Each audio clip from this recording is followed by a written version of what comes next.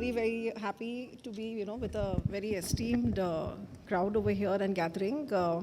I don't know whether I am the right person to be, the first person to be taking this keynote session, and I was talking to the organizers as well. And I'll tell you my background.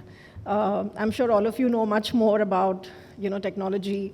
I'm sure most of you are in the tech side of the business, digital, CIOs, CDOs, So from that perspective, I come from a very business background. So just an introduction, I have about 30 years of experience in healthcare.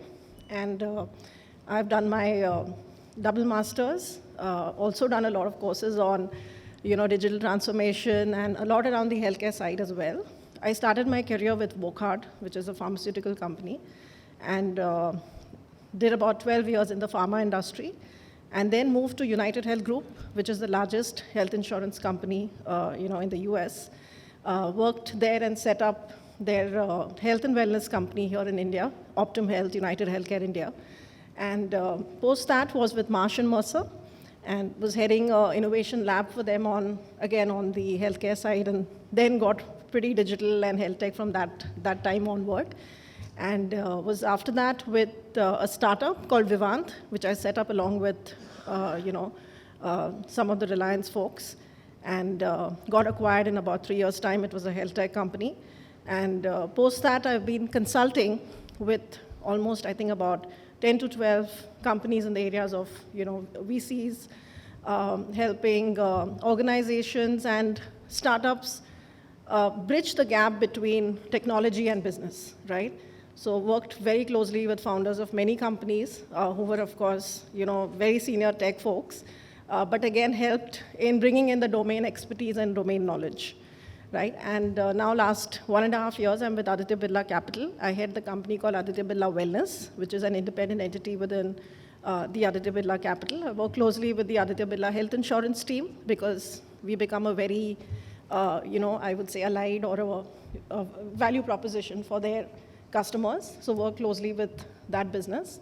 And so that's my brief background. So basically, I come from an era of, I keep saying where APIs were active pharmaceutical ingredients, where windows were real windows. So anyway, so this topic, of course, now I'm quite familiar because I work with a lot of my tech folks right from my UHC days and, till now. So, yeah, so one second. Yeah, so that's the way I have, indexed and broken down the subject. Yeah, so what is digital transformation? Like I said, I don't think this is a group where I need to really explain what is digital transformation, but obviously it is a set of a lot of activities where a lot of digital tech tools, are used in an organized manner to achieve a certain set of outcome. We all know that today we live in a world of, as we call VUCA, which is volatility, uncertainty, complexity, and ambiguity, right? And I think a lot of it comes from the environment that we are in today, very fast-paced, a lot of digital disruptions happening, a lot of money is being invested into this space. In my mind, digital transformation is also very abstract, okay? And it only reaches a certain outcome when it is led in a certain way where there is organization readiness, it has a little strategic approach, there is customer centricity at the center of it, and there is a lot of governance and guardrails put with it. So this is how the whole emerging, landscape of digital disruption and digital transformation has been. As you can see, the main disruptions that we see has been, post 2010. So in the last decade or so, we have seen a lot of new introductions around new names, blockchain, machine learning, AI, cloud computing. I've just put this, this picture here. Just a couple of days back, I was in Gurgaon, and I landed in the Delhi airport. And I saw this ad of Max Hospital, okay, which basically said that, 6,200 plus robotic surgeries, being conducted by them, right? One of my friend's mother recently went through some cancer treatment at Ambani Hospital. And something that would take like literally 8 to 10 days of treatment, she was out in 2 days, So that is all it took for the treatment because it was a robotic surgery that performed it, and it was completely, very successful. So that's the the speed at which, changes are happening as we speak. Healthcare also is evolving a lot, and I'll talk about it a little later because that's my core industry that I come from. Yeah. Just an example about how Netflix's digital transformation journey has been, because that's, I'm sure all of us, in some way are, glued on to Netflix at our places, our families, right? And I think a lot of it has got to do with the way they could scale, the way they could be agile, the way they could recommend, certain, preferences, based on customer preferences, how they could recommend the engines. A lot of it was, because they could use the cloud computing and then impact at scale. So this is just some of the, valuation today. They, of course, as you're aware, they started as a DVD rental company, but in 2010, when they did not succeed, they moved on to a video streaming, online streaming platform. And today they are valued at about, in fact, I think in 2017 or 19, they were valued at almost $350 billion, but today they're valued at about 153 billion, and they have around 247 million streaming subscribers with a collection of 3,600 movies, 1,800 shows, and 1,300 recommended, recommended clusters that they offer to the customers. Now, why do we need a strategic approach, right? So almost 70% of digital transformation initiatives have seen to fail, okay? And so why do they fail? So if you see, there is almost 1.3 trillion USDs that has been spent only last year, okay? And it was estimated that only $400 billion was put to, successful outcomes, but almost 900 million of it was waste because the digital transformations, for some reasons, were not successful. So as you can see over here, we all talk about the buzzword digital transformation, but I think alignment of the team, stakeholders, the squads that we make, how is the group really wired in, how is the group really evolved, and willing to, go ahead and make that extra change and, extra mile is very, very critical. So important to align the business strategy, okay? So most of the times leaders who really are aiming at digital transformation, they think of using certain digital tools. So a leader would just say, okay, I want to use AI in my business. We see that everywhere, right? I want to use machine learning, right? So it's not, rather than coming from the business strategy, okay, many times the tool is picked up, okay? So what I meant to say is that you really need to focus on what is your business strategy and hence follow the approach of the what, how, and the outcome, okay? So what is it that you want to disrupt? What is it that you want to do in your business? How do you want to do that? And what is the outcome that you're expecting out of that is where the whole strategy comes into play from. So again, if you see this small mime or cartoon over here, it talks about how companies are trying to evolve, but do they have the right resources, tools, teams to really implement? Okay. So it's more of a culture, mindset, and an organization readiness, right? Process of digital transformation is usually uncertain, as we all know it. Changes need to be made provisionally, but then adjusted. It needs to be made in an agile manner. I think organizations need to follow more lean teams. They need to work like startups when it comes to a digital transformation agenda, because the organizational hierarchies are more flat. They're not very traditional in approach. Decision making is faster. You can try, iterate, relaunch, rebuild. So, the entire process becomes faster. And this is what we follow, I think, in most of, our organizations, and ensure all businesses are aligned with the right resources and tools. And also design the entire experience from outside in, right? We talk about fancy words, empathy maps, customer personas. When I did this course, I did it from Purdue, okay? It was a 6-month long course, and there was like design thinking, and I was like really nervous, that over these like very new concepts, right? But ultimately, when we did our MBA marketing, I don't know how many of you all come from my generation, you will remember the book Kotler, right? The marketing, the 4 Ps of marketing, the product, price, positioning, and a place, right? Ultimately, what was positioning? It was basically positioning your customer as a USP, as a single-minded proposition in the mind of the end user. So really understanding your end user, the persona of the customer, understanding how he lives his life, following his lifestyle, and really reimagining how your product is going to fit in the day of the life of the customer, as we call it, the dolo, right? So how do you really build your product from the outside in, is extremely important. This is something, where I see, in my experience at least, I have seen this lacking in most cases. So, while you have the entire digital transformation team focusing on the product and the launch of the product, but what really lacks is the integration with a very thorough digital marketing and communication strategy. And this is where I think a lot of it falls in gaps. So how does one really, engage with the customers? How do you increase adoption? How do you increase utilization? I think a classic slide, I had picked up this image from the World Health Organization where they were talking about health equality and health equity. And in this case, it talks about different individuals who are trying to, achieve a certain level or outcome. But with equality, everybody is given the same set of resources. And we think, okay, we did provide the resources. But the buzzword is hyper-personalization, right? How do I reach to a person at a certain location, at a certain place, in the language that he wants, in the interest that he has? And that becomes very critical in the entire customer journey experience, as we call it, to connect him to different touch points that we are expecting him to undertake in our journeys. Just some of the success stories. I'm sure most of us are aware of this. So firstly, I think I'm pretty awed with the entire Domino's story. So how they moved from a typical, pizza company to an e-com play where they were actually trying to create an entire experience of, the pizza marketing, right? And that's where they are today. So how they really used a lot of tools. They even used drones to actually, in few markets, to test about how, pizzas could be delivered. I think way back in 2000, if I'm not mistaken, 2008 or 9, they launched the delivery tracker app, where customers could actually track where the deliveries were and in how much time it would reach them. So again, one of the good examples of transformation.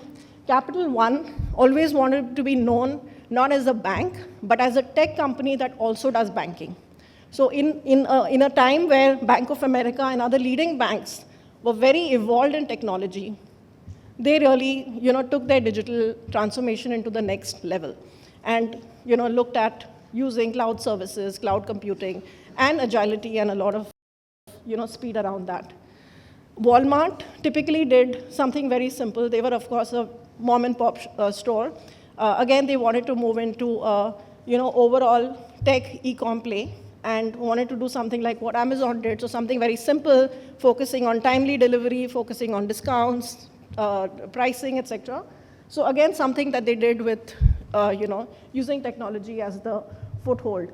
And Tesla, I'm sure all of us are aware of their main strategy being creative. Okay, how do they really innovate? How do they reach to the end customer by discounting the mid-level franchisees? So that's something that Tesla has done. What is omni-channel digital transformation? How do we really see it evolving, and why is it important? And how is customer experience then created by integrating those touch points? Just two examples here. Okay, so firstly, blending digital with physical. Like today, what is the approach that we want to take? It's basically what we call as the hybrid approach. Is it a phygital product or is it a pure digital product? I think that's something very critical. Both these companies that I'm giving examples for started with a very, very digital journey. So be it this insurtech player who today controls almost 90% of the insurance online aggregate sales happening. Okay, but they also realized that their customers were not, at the end of it, buying the product through the online journey. Okay, there was almost 70% of the customers had to be converted on a tele-assisted model, as we call as assisted sales. So that's where we do see a break in the journey, which is also critical, and it's important from an omni-channel perspective to reach out to the customer. The second example I've quoted here is a leading eyewear company who has the maximum number of brick-and-mortar shops today. They are almost 1,500 branches across the country. Again, they started extremely online. They identified customers' preferences as wanting to try the trendy-looking glasses and see how they look. They did it with an AI tool. However, they realized that customers needed the touch and feel. And that's where, again, the product evolved into a the last mile delivery has become, to some extent, a phygital model. Digital transformation also to provide immersive experiences and an experiential marketing. Couple of examples here. Have you all heard of Headspace? Anyone's heard of Headspace? It's one of the leading mental wellness platforms today. So Headspace basically launched a variant called Headspace XR, okay, extended reality, and brought in mixed reality of augmented reality, virtual reality, where they realize loneliness and the need of a social belonging for people.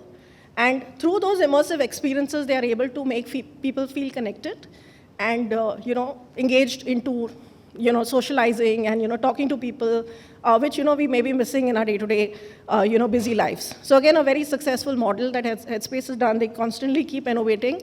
The other thing, I think, other examples of extended reality and virtual reality is also where a lot of, I've seen HRs, and there are a few companies like Accenture and many other companies that are onboarding customers through a virtual reality platform so that the employees can actually see what a day at work looks like, how is it, what's it with the, with the team members, giving the entire experience on a branding perspective.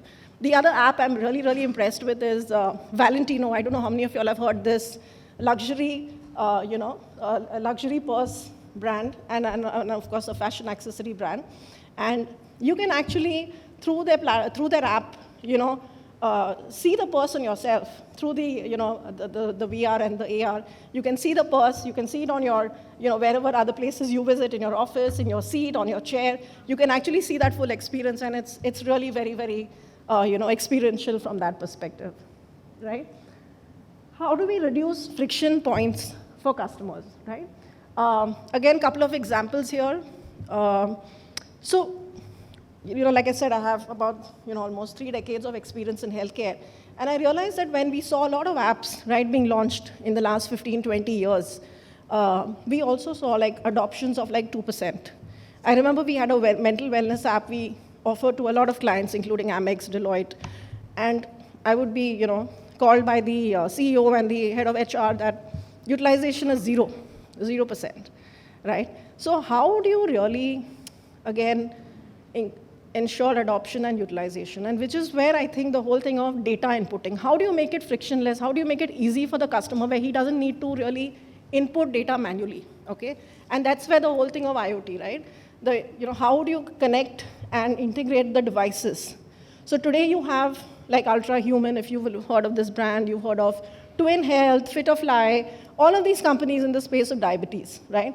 Livongo, one of the classic, global companies that got acquired by Teladoc, one of the leading telemedicine companies today.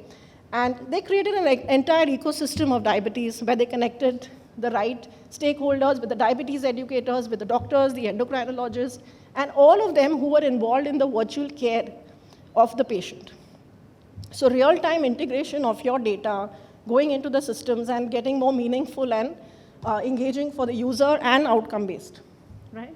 We all know about the Ayushman Bharat Digital Mission, how critical it is, how they're creating unique ABHA, that the health IDs, right? So today I remember there was one of our clients who went to, I think Darbhanga, and he went to a hospital there, public hospital, and he told us he didn't carry a single file. So apparently the public tier hospitals are more evolved over here. And they could just retrieve all of his health data just through that ABHA ID of his, right? So that's a big, I think, move by the government on the digital transformation. Payments also, easy check-in, easy checkouts, that's becoming the buzzword today.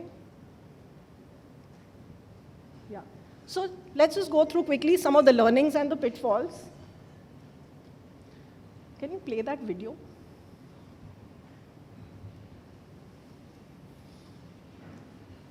So this is just a small video that I found very interesting. It's just a few second video. You can escape and do that. Maybe, I don't know, just try. So when digitization is implemented halfway, okay? So a lot of this I see in my own business actually. So we are also one of the services that my company offers is, we are an aggregate of diagnostic services and diagnostic centers. So we have about tie-ups with almost about 7,000 diagnostic centers across the country. And we claim to the customer that we're going to give you, seamless onboarding, appointment booking system of your choice, booked with the right notifications, reminders, etc. for those appointments, right? But what happens is at many a times, few diagnostic centers, I would say quite a few, are really not, API ready, or they are not digitally savvy for them to really, for the supply chain to really come on board, right? And that's where, we see the journey breaking. The customer experience at the end of it does suffer, right? So say an appointment that I've given for, Saturday 10 a.m. and the customer goes there, the lab says, oh, I've not got any intimation, or, while we do create portals, but again, it depends on the readiness of the last mile supply chain or the delivery. So again, a very critical milestone. It's not playing? Yeah. So lack of commitment from the value chain or the fulfillment partners, absence of multi-channel or omni-channel. We all know the concept of, ROPO, right? Research online and purchase offline. So I think with the omni-channel experience, we should be able to reach out to the customers who are inclined towards that. And that's not playing the video. Naik?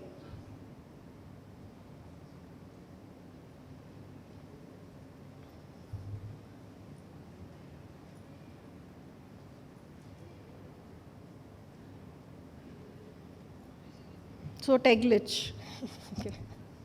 So this is another reason where we see a lot of customer journeys breaking, and the constant, to and fro we have with our tech teams. Anyway, I'll just, in the interest of time, just go ahead. It's okay, Divya. I think let it be. Yeah.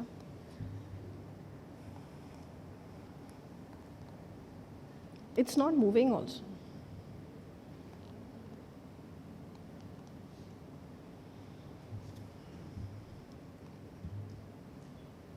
It's not moving ahead. No? You escape and...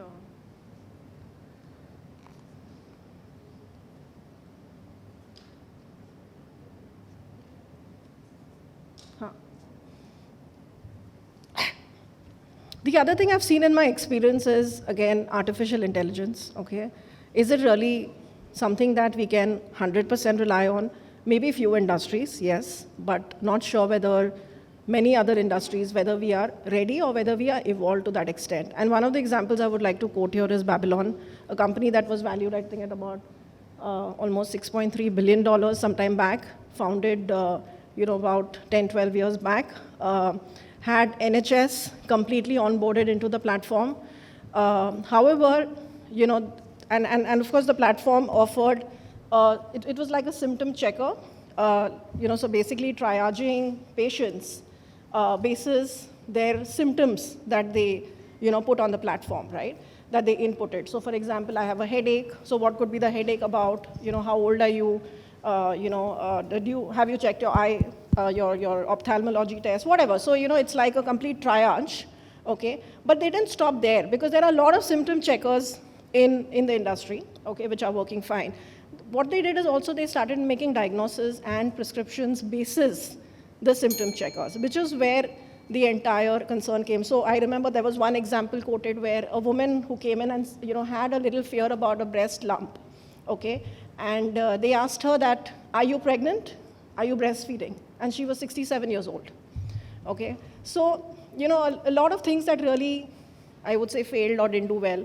Unfortunately, a great company, a great founder, but, they filed for bankruptcy, I think, about three months back. And I think learnings is you need to really leverage collective and expert experiences. From what I understand, from what I read, and a few sources, is that they didn't use very senior, experienced doctors, to get their, case, the case, the decision trees, the pathways, as we call it in medical science. They really didn't get those things right, okay? And finally, what we do at Multiply, I just thought I'll just spend about 5 minutes, because we've made quite a few digital transformations for the Multiply app. Yeah, so this is the way the platform works. We, have a set of customers who we onboard, and, our platform offers an aggregate of various healthcare services, right from helping customers to know their health, manage their health, and improve their health. Okay, and under that, we have a lot of features, but just some of the highlights that we have is it's a single sign-on, so the customer need not keep, writing in his password, terms and conditions and all that. It's an SSO process. And we have a unique program called the DHA. So we again realized that there was friction when we told the customers that, you need to take a health checkup, because that's the first, thing about any wellness or health care program is to know your health numbers, right? How do you really go on a journey of healthcare if you don't know what your biometrics are, what is your numbers like, right? So we created this. We outsourced this tool, which is a digital health assessment, where you just need to take a picture or just press your thumb on certain, points on your, camera, and it gives you a complete profile of your health in 1 minute. Okay, most 80% of the parameters that you would want to know in the first lot. So that is something that we're seeing a lot of traction. We're even using it for our insurance business for underwriting purposes, because pre-policy medical checks was really very expensive, cost was heavy, it was also cumbersome. So we're using this as a first level of screening to ensure only the people who are positive are then, enrolled into that. It's also US FDA approved, product. It's been there in the market, and it's pretty established. Sorry, I'm almost done. We have digitized health records, which is again very critical. Outcomes measured via well-being score. So we give the employees or customers one holy grail, like one number, which is their lifestyle score, their diet, nutrition, sleep, water, stress, mental, everything. All of their habits are then, benchmarked on a single number, which they drive and are looking forward to.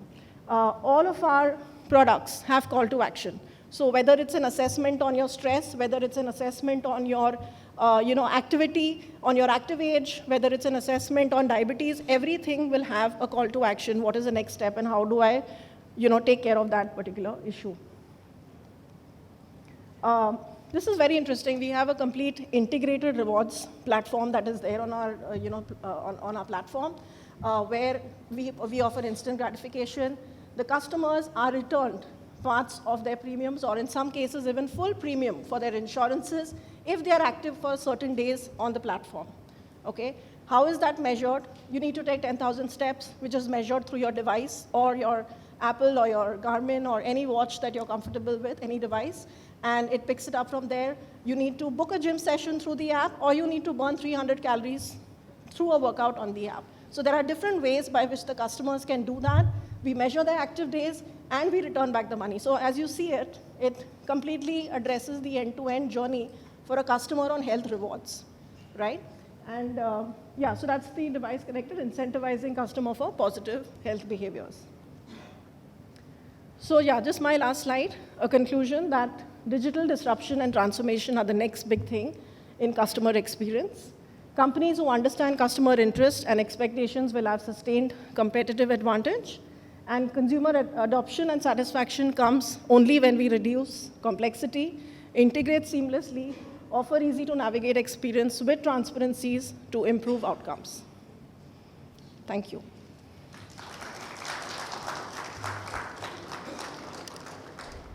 Yeah, any questions?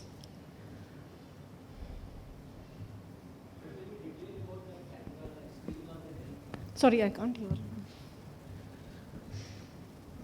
Just you spoken about the screening of health, right?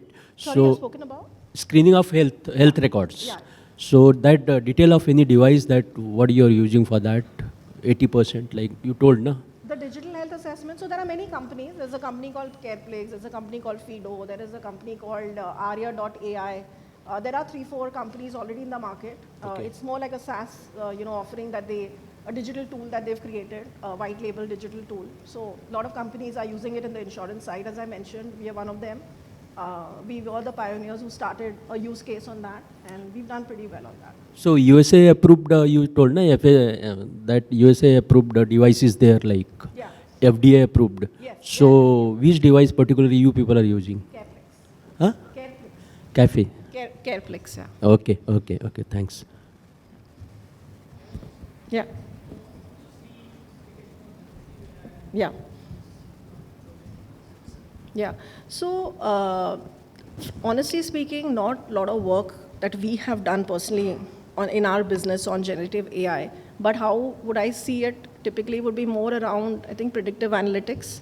How do you really predict, we had these scores, right? For years back, we had the Framingham risk score, we had a diabetes risk score, whatever they were called, which would really predict in terms of the next 10 years or next 5 years or 20 years, what is your risk for a certain health disease or risk or whatever that may be.